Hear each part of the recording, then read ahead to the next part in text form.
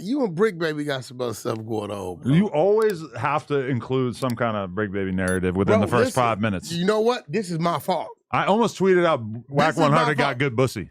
What are you talking about, man? I mean, I was just playing off an ongoing joke. That's weird. No. That's going to get Bricc Baby hurt. What? What? Man, all right. But, listen. Okay, you know he has a long history with Gucci. You okay? So it's not like saying that I was a fan. No, whatever was there as a friend is no longer. It was a strange choice. Did you hear what he said on that other podcast? There was a lot of stuff. I saw him dumping baby oil over his body. Yeah, really more of a Wack 100 move. I would have thought that of all my co-hosts, I would have thought you would be the one to bust that move. No, you wouldn't have. I'm the most manliest guy to sit at your tables. You got Lush. Mm-hmm. When he get high, ain't no telling what he do. That's true. And the nigga name is Lush. Yeah. You know, ain't nothing about that masculine. On Tuesday, he busted the same move that I busted on our most recent podcast where he was busting off the mushrooms by the end of it, laughing harder than I've ever heard probably anyone ever laugh on this podcast. Yeah, did you edited that part out he had pulling on his nipples in here? That was kind of weird. You know, I listen, like, yo, Lush, you know, soon as you get into it with him, he gonna let it go. I didn't see him pulling on his nipples, although I mean, certainly they a possibility. Got the content. They just showed me in the editing bay. Who has the content? The editors are showing you. I don't think that they should be showing you unreleased podcast footage. Why not? What kind of weird shit are you on? Because for sure you're going to use it to construct gay narratives and to twist. Hey, look, bro, if dude want to put on his nipples in front of 2-3 men, that's his business. Right. Shit, his name is Lush, not mine. Are you down for me to pull on my nipples? Man, listen. I shaved my chest today. How's it look? Weird, this weird owl Yankee. I'm kind of sick of my hair. It's been growing in. You know, one day, really? Someday, somehow, some way, I think you're going to step out. They're going to kidnap you. Who? The gay community. mafia? The community. They're going to turn me into a fifi? I don't know what they're going to turn you into, but boy, you keep teasing them like that. I mean, I'm just living my life. The Bricc Baby situation, I blame me. Why you say that? Because ever since I gave him those instructions, and I gave him what I told him what I think he should do, and I seen him react to it. He said, I don't think Wack's telling me anything wrong. I think he's right. I think I need to just be who I am and tone down the other stuff.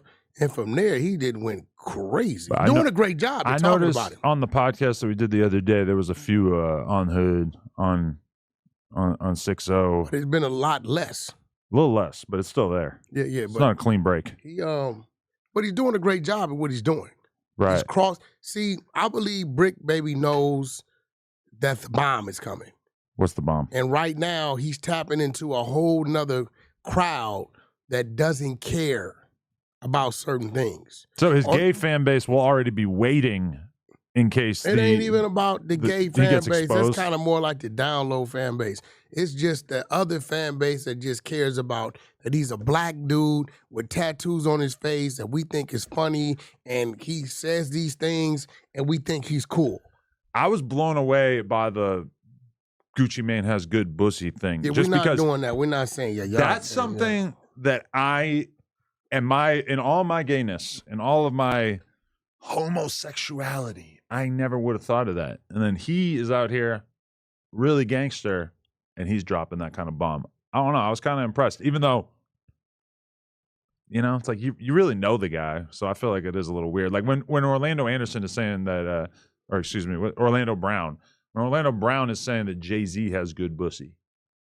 I mean, he don't know Jay-Z, right? So it's like, dude don't know Gucci. Yeah, he does.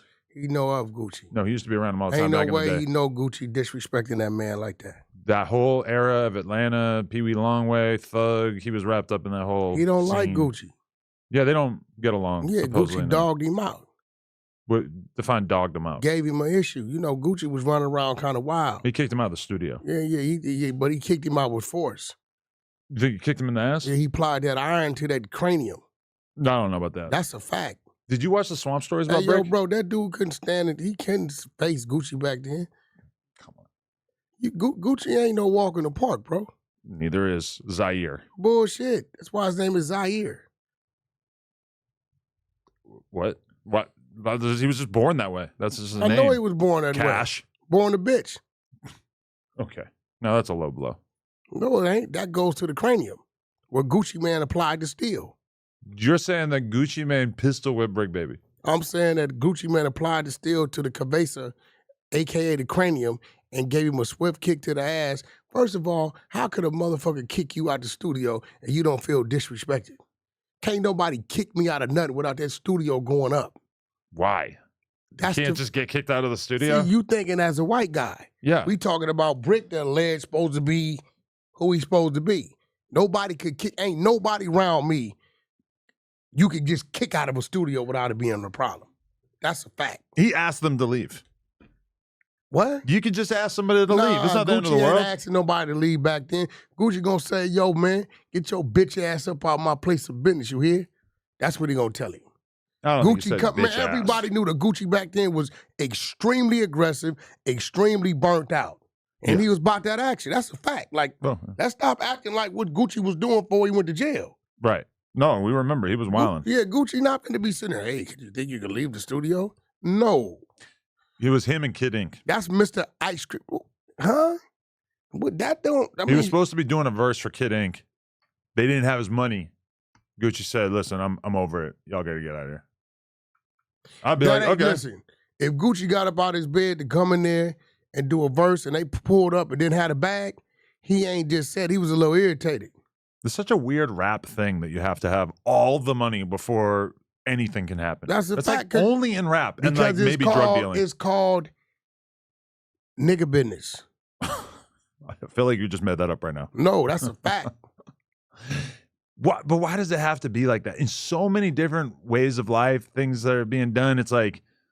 So you want the man to go in there, do a verse, and then come out and do saying, can I get you next week? I guess when you put it like that, it does sound kind of crazy. Yeah, and for a lot of stuff. You knew you was coming to get a verse. You already negotiated what it was going to be.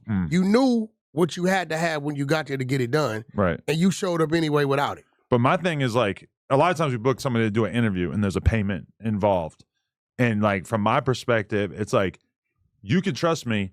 You should believe me when I say that this is coming via Cash App, via whatever, within 24 hours, by the end of the day. To me, that's reasonable. I'm not even doing that.